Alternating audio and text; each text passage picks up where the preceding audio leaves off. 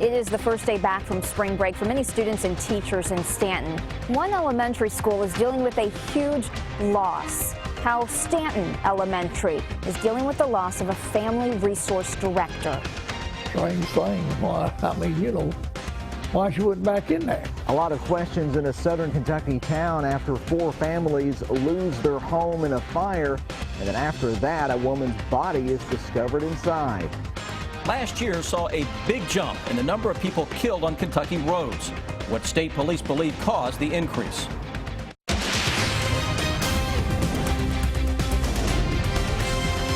This is WKYT News at 5:30. Good evening. Her students are getting the chance to say goodbye. Last week, Stanton Elementary's family resource director passed away unexpectedly. Family members tell us Joyce Hall died from complications from the flu. Today was the first day back from spring break, and the first day students have been in class since her death. Our Kristen Kennedy shows us how the students are remembering her in our top story at 5:30. Stanton Elementary teachers came back from spring break Monday with heavy hearts. They lost a close friend and co-worker last week.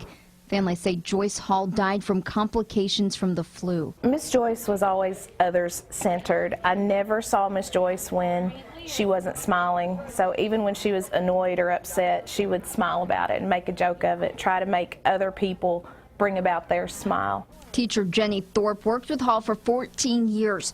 She said the Family Resource Center director made their school a better place. Made sure that we had food in the food bank, or socks without holes, or pants that would really button on, and things like that. One of the ways students are remembering Miss Joyce is by writing messages to her on what they're calling memory walls throughout the school. This morning I asked the kids how many of them Miss Joyce has helped over the years, and every one of them raised their hand. Principal James Crace gave all classes an opportunity to meet with grief counselors and a grief dog. Her name is Lisa, and the kids are able to pet on her, and it helps them to feel better. Friday, students will release balloons in her memory.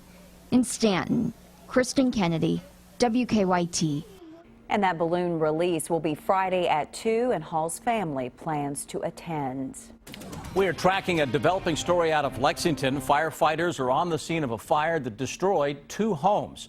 Firefighters tell us a home on Smuggler's Notch Drive off Liberty Road caught fire this afternoon, and the fire quickly spread. They say a man was at the home when the fire began. He saw the fence behind the house on fire. The fire spread to the neighboring house. Neighbors went into that house and rescued 2 dogs that were still inside. Firefighters are still investigating what caused the fire. Neighbors say there was a grill next to the fence where the fire started. We'll hear from a neighbor who helped rescue the dogs coming up on WKYT News at 6.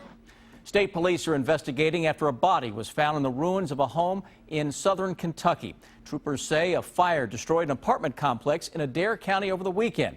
And when the homeowners went inside on Sunday, they found a woman's body. Police are not sure how the woman died. Phil Pendleton has the latest on the investigation in this Crime Tracker report.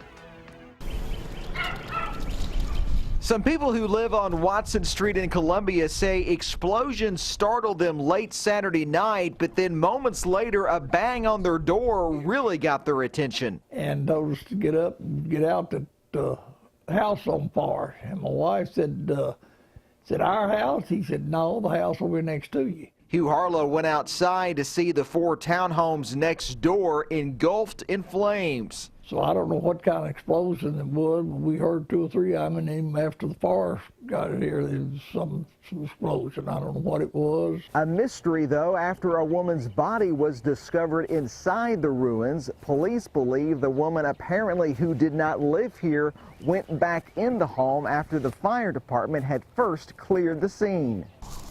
She was pronounced dead Sunday morning. Her cause of death and the cause of the fire remains under investigation by Kentucky State Police. Strange thing. Why, why she went back in there. Adair County Clerk Lisa Greer says one of the displaced homeowners is her clerk, Vicki Hodges.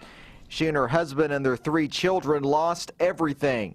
And Greer says it's the second time that family has been in a house fire. Response has been tremendous. I had people yesterday, we met and picked up stuff for them. Greer says a total of 8 children and those 4 families are among the victims. She says the Red Cross Family Resource Centers and some churches are also helping out. In Adair County, Phil Pendleton, WKYT. The state police just released that woman's name a few minutes ago. They say the victim is 41-year-old Sharon Austin. They still do not know how she died. A man faces charges tonight after a shooting this weekend in central Kentucky. Our county-by-county coverage at 5:30 begins in Montgomery County. Deputies say a man was shot during a disagreement at a home on Levee Road late Saturday night. The victim was taken to UK hospital with life-threatening injuries. He is still listed in critical condition today. Charles Fouch faces assault and possession of a firearm by convicted felon charges. Deputies say he could face more charges. And in Lincoln County, one man was taken to the hospital after a crash involving a cattle truck. Police say the driver of a pickup truck did not stop at a stop sign at the intersection of Highway 150 and 643 this morning and hit another truck hauling cattle. The driver, Donald Powell, says the two cows in his trailer were okay. It was so fast, you know, he was right on me. I just seen the side of the truck, and then it was hit. The driver of the pickup truck was taken to the hospital with non-life-threatening injuries. State police say the number of deadly crashes in this state increased last year. Troopers released the official fatality count today. They say that 761 people were killed on Kentucky roadways last year. That's 89 more than 2014. State police believe the mild winter weather and lower gas prices at the end of last year caused more people to travel, which led to the jump in deaths. And so far this year, there have been about 151 fatalities.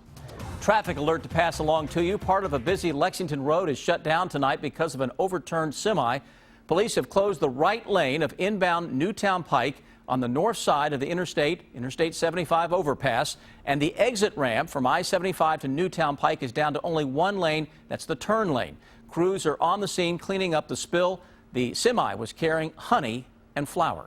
That is a sticky mess for Yes, sure. yes. Well, spring is trying to move in, but winter isn't leaving us without a fight. No, it's not. It's a beautiful day out there today, but we are tracking some freezing temperatures for overnight tonight.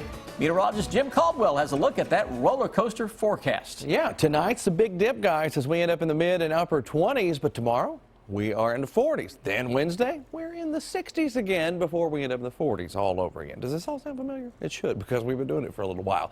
Let's look and see what we've got going on outside right now on Defender Radar Network. Showers are pushing through parts of southeastern Kentucky. That's where the last little bit of moisture will reside, at least for a few more hours before it completely wraps up.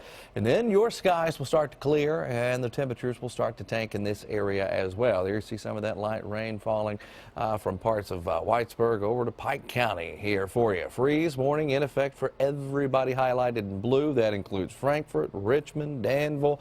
You get down to Mount Vernon, Hazard, Jackson, Salyersville, West Liberty, all included in on our freeze warning. Here is a glimpse at the ride. April has some tricks, and you can see that big dip after we go into Thursday, Friday, Saturday, and then we recover again as we go into Monday, guys. It's going to be a wild one, and we will track it a little more in detail coming up in the full forecast here in just a few minutes. Tax season is well underway, of course, and this time of year, con artists are coming up with new ways to beat the system. In one case alone, thousands of victims had no idea their identities were being used repeatedly on fraudulent tax returns. I've been the victim of a fraudulent tax return case. Paige Band thought the IRS must be mistaken because the 20-year-old had never filed taxes before, and that was the key to this scheme. Someone took my information and filed 2 fraudulent tax returns under my name. Investigators say someone with access to her college files stole her personal information, then filed past tax returns. So whenever they do actually get a job and they go file a legitimate return for that year, they're not going to know that a tax return was filed on their behalf a year or two prior. I would have never caught it. Why would I have any reason to look back at any of my tax returns because I knew what I had filed? The scheme went undiscovered for years until an audit of a check cashing business showed a large amount of Treasury checks being cashed. 3 people were arrested in connection to the scheme: Tanya Edwards, Ronald Chisholm, and Mark Jones. Chisholm and Mark Jones are linked to more than 600 false tax returns filed between 2009 and 2014. Mark Jones was very smart, very intelligent. The scam that he was pulling involved a lot of moving parts by getting the numbers correct for the IRS. Inspectors say it's imperative for all of us to safeguard our personal information. You can get one free credit report from each of the 3 agencies every year. I would suggest getting that at least once a year and looking through it and making sure there's nothing out of the ordinary. The 3 defendants in that case have pled guilty and were found guilty during the trial. Tanya Evans is serving more than 7 years in prison, Mark Jones serving around 10 years, and Robert Chisholm sentenced to 18 years in prison.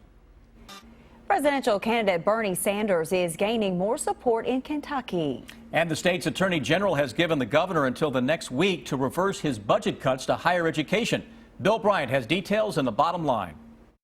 Good evening. It has been assumed by many political observers that Hillary Clinton would likely have an easy time winning Kentucky in the May 17th Democratic primary. Now come some indications it could be more competitive. Self-proclaimed Democratic Socialist Bernie Sanders outraised Clinton in Kentucky in the most recent reporting period. More young people are also registering to vote ahead of the primary. Sanders has far outperformed Clinton among younger voters in other places. Still, it does not take a long memory to recall that Clinton and her husband, former President Bill Clinton, barnstormed the Commonwealth in 2008. They drew large crowds and easily won the presidential primary over Barack Obama. Clinton and Sanders face off tomorrow in Wisconsin. Sanders is favored there, but there are indications that even some Sanders insiders now acknowledge Clinton as the likely Democratic nominee.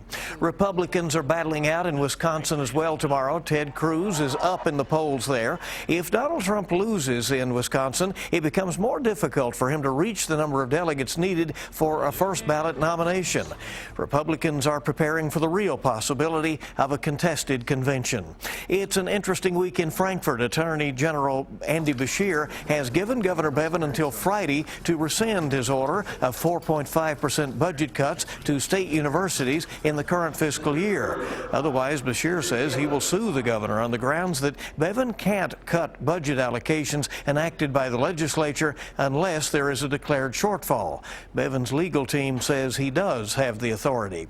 The U.S. Supreme Court ruled unanimously today that all residents, not just eligible voters, are to be counted when it comes to shifting legislative district lines around the country. And California Governor Jerry Brown signed into law the nation's highest state minimum wage this afternoon. It's to be $15 an hour by 2022. Bill Bryant, WKYT. 2 grocery stores are forming an unlikely partnership. Kroger and Lucky's Market have announced they will work together. Kroger says it is investment in Lucky's will help Lucky's grow faster in new and existing markets. Currently, Lucky's has 17 stores in 13 states, including one in Lexington. The specialty grocery store is focused on natural, organic, and locally grown products. The terms of the deal were not released.